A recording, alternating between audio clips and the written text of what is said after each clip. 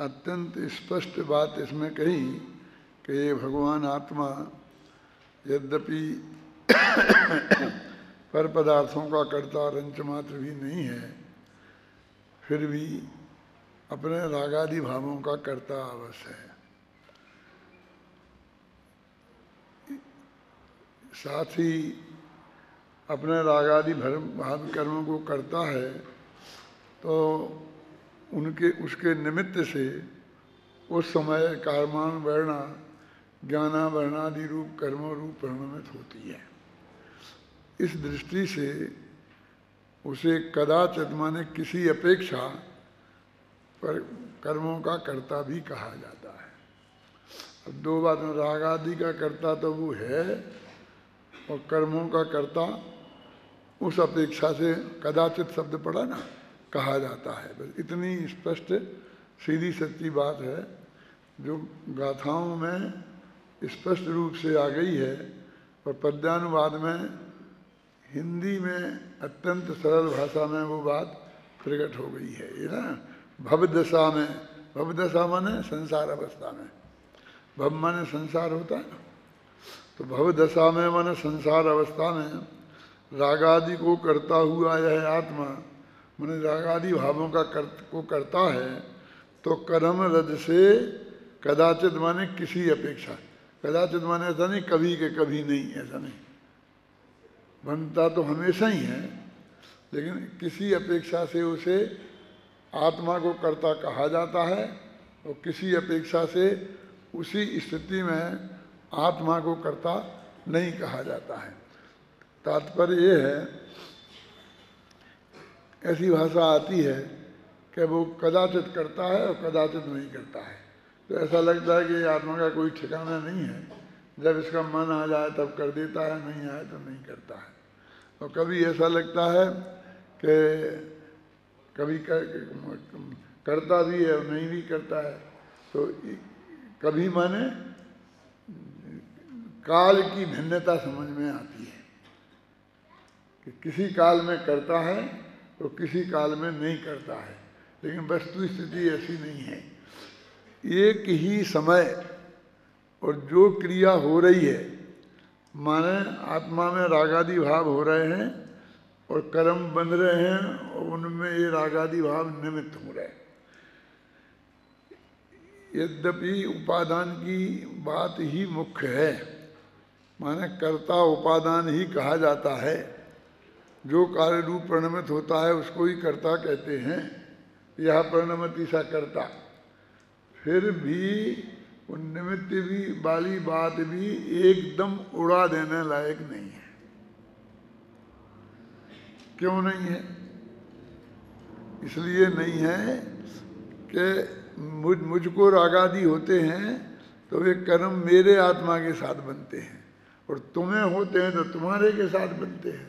यदि वो निमित्तता का कोई मतलब नहीं होता तो किसी के भी रागादि निमित्त हो जाते हो, किसी को भी कर्म बन जाते। राग तुम करते हो, कर्म हमें बन जाते। यानी इतनी निमित्तता की बात को स्वीकार की तो उससे कुछ विशिष्ट अर्थ निकला कि नहीं निकला? कि जो रागादि जैसे करेगा उसको ही होगा, वो जैसे करेगा तदनुसार उनका बहुत निमित्त के संबंध घना है। टोडरमल जी ने मोक्ष मार्ग प्रकाशक में बहुत अच्छी तरह से स्पष्ट किया है कि निमित्त नैमित्तिक संबंध घना है और इसलिए भिन्नता भाषित नहीं होती है। अब उसके साथ में एक वाक्य और जोड़ते हैं, वो बहुत मार्मिक, तुम्हारे ख्याल में होगा कि निमित्त नैमित्तिक संबंध माने बहुत हैं, इसलिए भिन्नता भाषित नहीं होती। वो जिस विचार से भिन्नता भाषित हो वह विचार मिथ्यात्व के जोर से हो नहीं सकता। ये बात भी है ध्यान में कि भाई इतनी सी बात आज तक हमारी समझ में नहीं आई कि एक द्रव्य दूसरे द्रव्य का करता नहीं है, समय साल में उठते हुए बहुत जोर जोर से लिखा है, तो कहते हैं कि हमें मानना ही नहीं है, हम उस पर ध्यान ही नहीं देते हैं, और जहाँ पर हमें मानना है कि है करता तो हम उसी पे ध्यान देते हैं। तो ऐसा क्यों होता है? तो प्रणव जी कहते हैं कि मिथ्यात्व के जोर से, तो एक अपने मिथ्यात्व नाम का एक कर्म है, उसका उदय आता है तो उससे उसे करना पड़ता है, तो फिर वो एक द्रव्य दूसरे द्रव्य का कर्ता हो गया। तो कहते हैं कि मिथ्यात्व माने अपना जो मिथ्यात्व रूप भाव, ख्याल में है ना, उस भाव के जोर से ऐसी बात उसके ख्याल में नहीं आती। उस टाइप के विचार, उस टाइप का तर्क, उस टाइप की युक्तियाँ उसके दिमाग में नहीं आती हैं। और एक जगह नहीं, अनेक जगह इन वाक्यों का प्रयोग पंडित टोडरमल जी ने किया है कि भाई आश्चर्य होता है कि इतनी स्पष्ट बात होने पर भी वो हमारे गले नहीं उतरती है। देखो, भवदशा में राग आदि को करता हुआ यह आत्मा, एक गद्य जैसा ही पद है ना, इसमें अन्वय लगाने की जरूरत नहीं हुई कि संसार अवस्था में रागादि भावों को करता हुआ यह आत्मा कदाचित कदम रज से ग्रहण भी होता है और छूटता भी है। मैंने निमित्तिक है ना, तो उसी से कर्म उदय में आता है तो छूट भी जाता है, और नया कर्म बनता भी है, पुराना उदय में आगे खिल भी जाता है। तो इस तरह के जो बंध की प्रक्रिया है, और जैन दर्शन में पूरा का पूरा करुणानि योग सिर्फ इसी पंक्ति पर आधारित है। माने इस निमित्त नैमित्तिक संबंध को ही बताने वाला है, और वो इतना बड़ा है। एक तो सबसे पहले लिखा गया सचखंडा के भूतबली पुष्पदंत के द्वारा लिखे गए ना, तो उसको जो हमें उपलब्ध शास्त्र हैं उनमें सबसे प्राचीनतम है, सबसे प्रमाणिक शास्त्र है, उसमें कोई शंका भी नहीं करता है कि भाई ये बात नहीं है, धरसेन के शिष्य थे और उनने ये बात लिखी थी। और अब फिर धवल टीका वीरसेन स्वामी ने उस पर धवला टीकाएँ लिखकर उसको और अधिक प्रचारित कर दिया है। तो वही चीज़ हमारे सामने मूल शास्त्र के रूप में आती है। आज से 150 वर्ष पहले जब पूज्य गुरुदेव श्री का उदय नहीं हुआ था, मैंने प्रचार प्रसार में इतनी बात नहीं आई थी, तब तो दो ही चीज़ें पढ़ी जाती थी विद्वानों द्वारा, साधुओं द्वारा, सबके द्वारा। एक तो वो गोमटसा जीवकांड कर्मकांड जो धवला के आधार पर बनाए गए हैं करुणानि योग, उसमें एक इसी निमित्त नैमित्तिक संबंध के आधार पर ये सारा वर्णन है ना। और दूसरा न्याय शास्त्र, जिसमें ये समंतभद्र के स्तोत्रों के आधार पर आप्तमीमांसा, अष्टसहस्री, अष्टशती ये सब पढ़ाई जाती थी। तो या तो न्याय शास्त्र के विद्वान होते थे, न्यायाचार्य होते थे, न्याय अलंकार होते थे, न्याय तीर्थ होते थे, और या सिद्धांताचार्य होते थे। सिद्धांत माने वही गोमटसा, करीबकांड, कर्मकांड आदि। सिद्धांत शास्त्री, सिद्धांताचार्य, बस अपने यहाँ दो तरह की डिग्रीधारी विद्वान मिलेंगे। समय सार जो मूल आचार्य कुंद की कृति है, और कुंद को जितना महत्व प्राप्त हुआ है उसका बिल्कुल पठन पाठन में नहीं था, तो वो चर्चा का विषय नहीं बनता था। अभी देखो कि ये निमित्त नैमित्तिक संबंध है, कितना कमजोर संबंध है, क्योंकि एक द्रव्य दूसरे द्रव्य का कर्ता बताता है इसको। जबकि अध्यात्म में तो पहली चोट में कहते हैं एक द्रव्य दूसरे द्रव्य का कर्ता नहीं है। और यदि उसको मानते हैं सत्य, तो एक द्रव्य दूसरे द्रव्य का कर्ता सिद्ध होता है। अब प्रत्येक द्रव्य अपना स्वयं का कर्ता है, और वो स्वयं करे स्वयं भोगे, तो वो बात न्याय संगत है, इतनी स्पष्ट कि हम कर्म करें और हम भोगें, ऐसा कैसे हो सकता है। तो इसमें बार बार एक आया है कि यद्यपि कर्म का उदय उसमें निमित्त है, लेकिन वो आत्मा स्वयं ही रागादि रूप परिणमित होता है, और रागादि रूप परिणमित होने का अपराध वो स्वयं वो करता है और उसमें ही होता है। और उसमें लेकिन वो निमित्त अवश्य है। तो कभी कभी ऐसा लगता था कि एक निमित्त है, इस बीच में क्यों लगा देते हैं। तो अपने शास्त्रों में ही लिखा है, और गुरुदेव श्री भी बार बार बताते थे कि ऐसा क्यों लिखा कि कर्म के उदय से निमित्त से। तो वो कहते निमित्त बताया है। तो दो चार दफे हमने गुरुदेव से कहा, ऐसे निमित्त बताने की क्या जरूरत थी कि हर बात में निमित्त बता दिया, हर बात में निमित्त बता दिया। जब आप कहते हो निमित्त करता ही नहीं है, तो निमित्त क्यों बता दिया। कि निमित्त का ज्ञान कराने के लिए ये शब्द आते हैं गुरुदेव की शब्दों में। तो मैंने अभी आपको बताया ना कि वो राग यहाँ तो तुम्हें हो और कर्म हमें चढ़ जाए। तो ये हमें राग होता है तो कर्म हमें चढ़ता है, और तुम्हें राग होता है तो कर्म तुम्हें चढ़ता है। ये इतना बड़ा जो नियम है वो खंडित हो जाता है। तो ये कितना बैलेंस का काम है।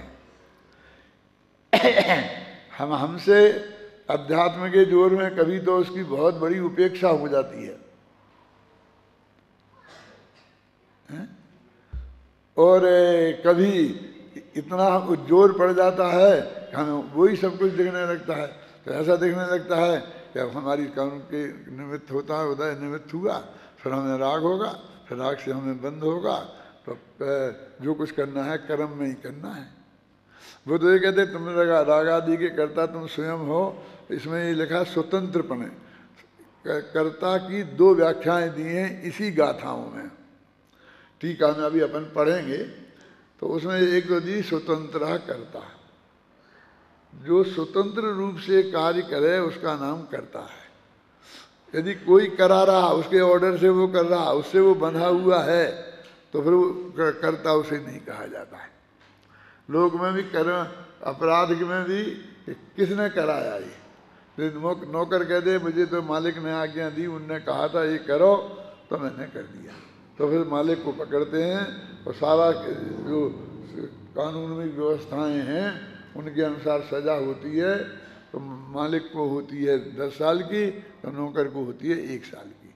तो आप कहोगे जब नौकर कुछ है ही नहीं अपराधी, तो उसमें 1 साल की सजा भी क्यों। तो कहते हैं कि वो रागादि रूप परिणमित हुआ है ना, भले ही उसके ऑर्डर से हुआ, तो हर एक का ऑर्डर तो नहीं मानता वो। तो उससे जो उसको पैसा मिलता है ना, तो किसी दबाव में भी सही, लेकिन उस रागादि इस पाप को किया है उसने, उसके वो करते तो उतना करते तो उसका है, इसलिए उसको उतनी सजा हुई। मैंने मूल करता तो हमने उसको ही माना, मालिक को यही है करना। एक तो स्वतंत्र कर्ता ये परिभाषा है, और दूसरी यह परिणमति सा कर्ता, जो परिणमित होता है उसे कर्ता कहते हैं, दूसरी ये परिभाषा।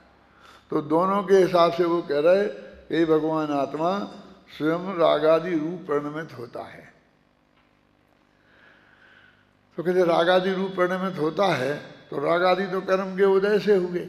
तो फिर वहाँ कहते कर्म का उदय के निमित्त पने से वो इनकार करते हैं, इनकार निमित्त पने से इनकार नहीं करते हैं। कहते निमित्त तो है, लेकिन उसने स्वतंत्र रूप से किए।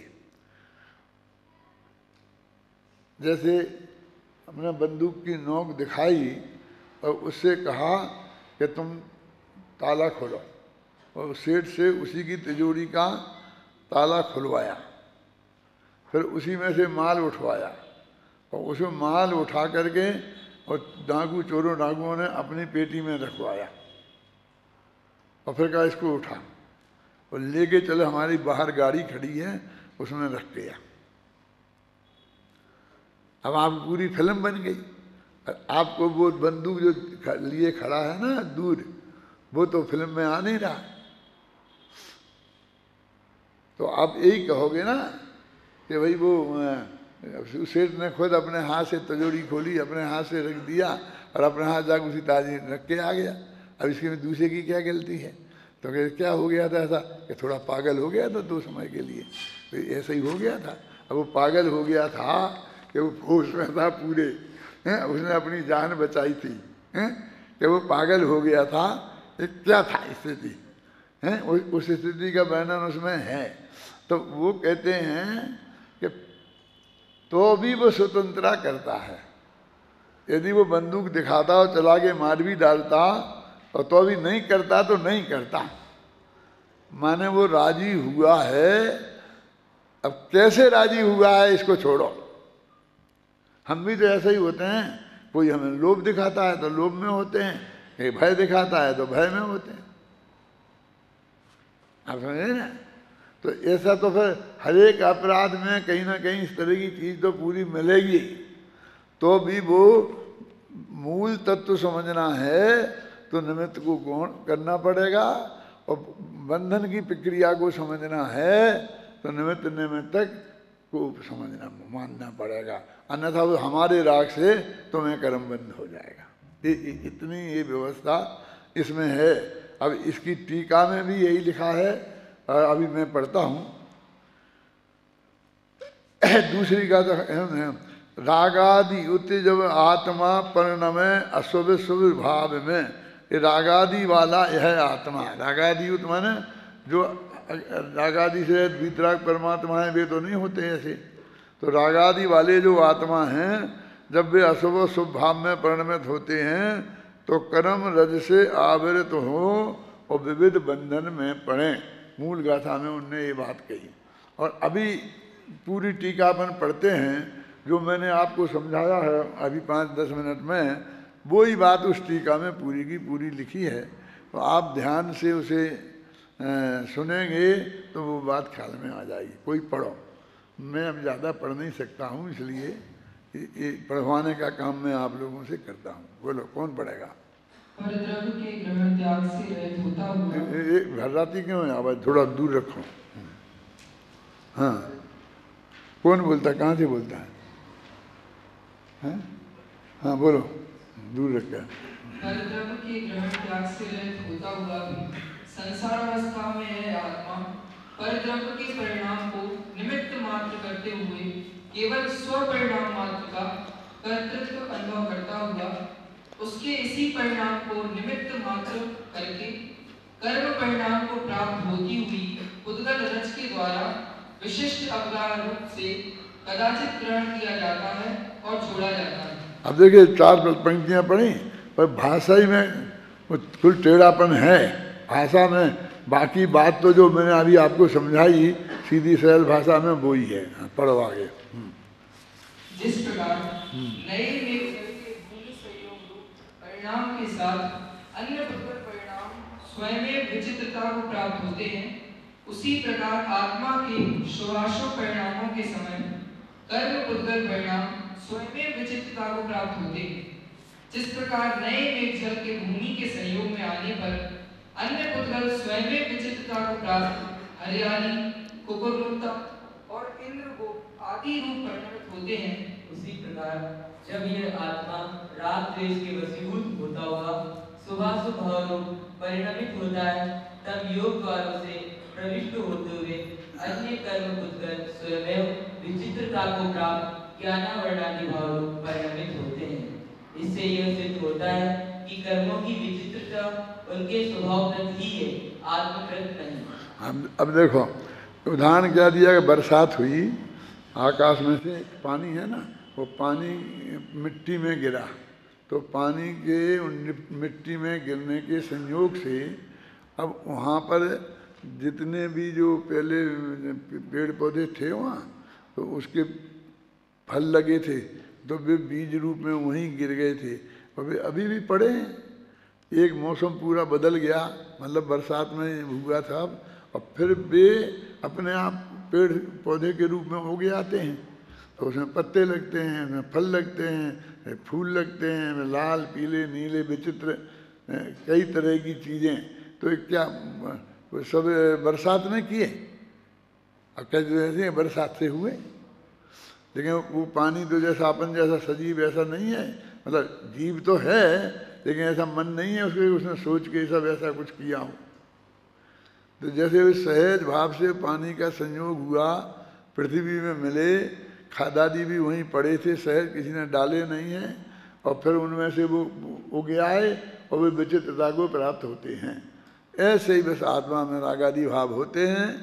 वो बरसात हुई ना, अब उसमें कर्म के जो कार्यमान प्रेरणाएँ हैं वे कर्म रूप परिणमित होती हैं।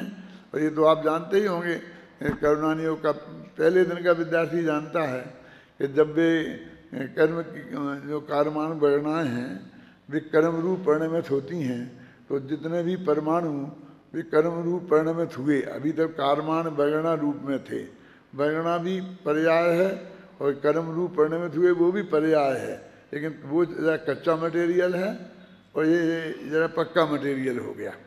अब वो एक लौट का लौट हुआ ना, जीरदि समय प्रबद्धम, एक समय प्रबद्ध परमाणु खिलते हैं और एक समय प्रबद्ध परमाणु बंधते हैं और जोड़ गुण हानि प्रमाण सत्ता में रहते हैं। जो ऐसा नियम है ना, तो उस नियम, वो नियम किसने बनाया? जो बना बनाया प्रकृति का नियम है, और उनको कौन व्यवस्था करता है? फिर वे परमाणु आए तो ये हुआ प्रदेश बंध। फिर वे प्रदेश एक ज्ञानावर्ण आदि रूप परिणमित हुए, कुछ दर्शनावर्ण, कुछ वेदनी, कुछ मोहिनी, कुछ आयु नाम गोत्र अंतरा, सब कर्म में अलग अलग बटे।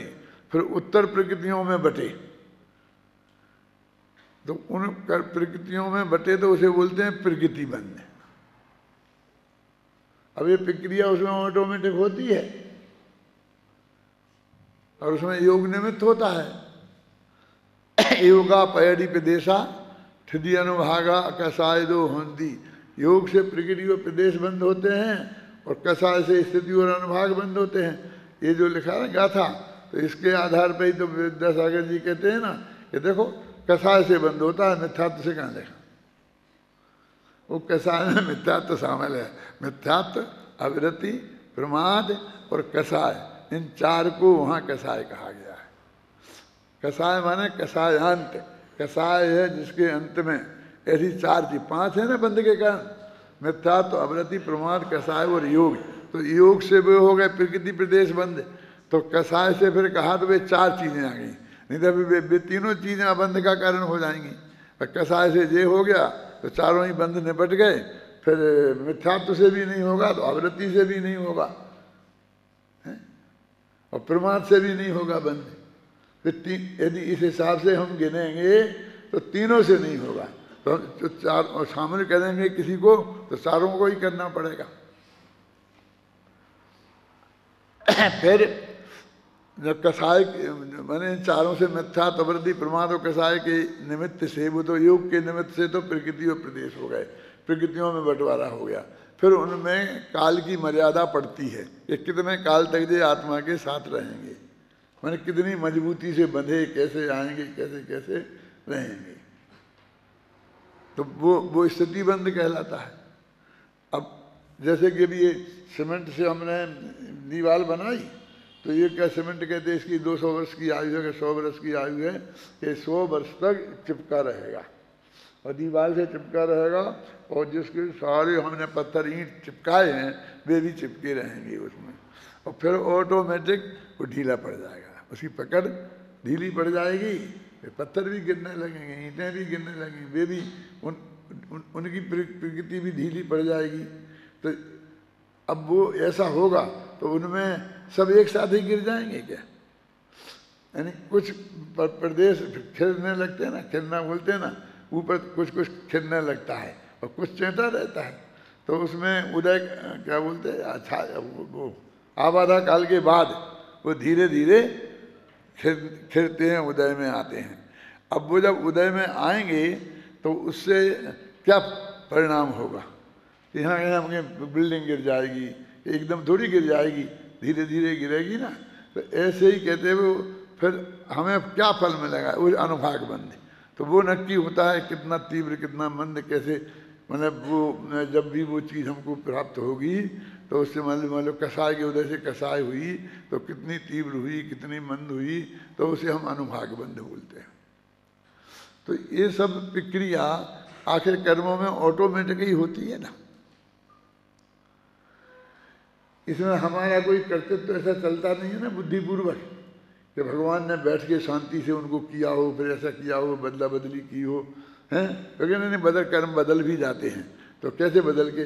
भगवान ने उन कर्मों में कुछ किया था, उनके जो परिणाम यहाँ बदलते हैं। जैसे कि 33 सागर की आयु बंधी थी राजा सैनिक को, अब वो घट करके 84,000 वर्ष की रह गई। तो वो तो उन्होंने कोई बुद्धिपूर्वक ऐसा उसमें थोड़ी किया था कि उसको आयु को कमजोर किया था। उनके तो परिणाम यहाँ सम्मा दर्शन उन्हें हुआ और परिणामों में निर्मलता सहज हुई और उसके निमित्त पा करके वो वहाँ सहज होता है। मेरे कहने का मतलब ये है कि सारी प्रक्रिया कर्म की तुमने समझी और समझने के बाद अब तुम्हें क्या करना है कि थोड़े कर्म में कुछ करना है। तो करना तो कुछ है नहीं, कर सकते नहीं कुछ है। स्थिति तो ये है, वास्तविक स्थिति तो ये है ना। तो अब माथा ज़्यादा मारने से क्या फायदा? तुम समझो भी हो नहीं समझो भी, जरा कम समझो। कोई करुणा नहीं और के विरुद्ध नहीं बोल रहा हूँ मैं, हूँ भी नहीं, लेकिन ये बात तो समझनी पड़ेगी ना, सच्चाई तो।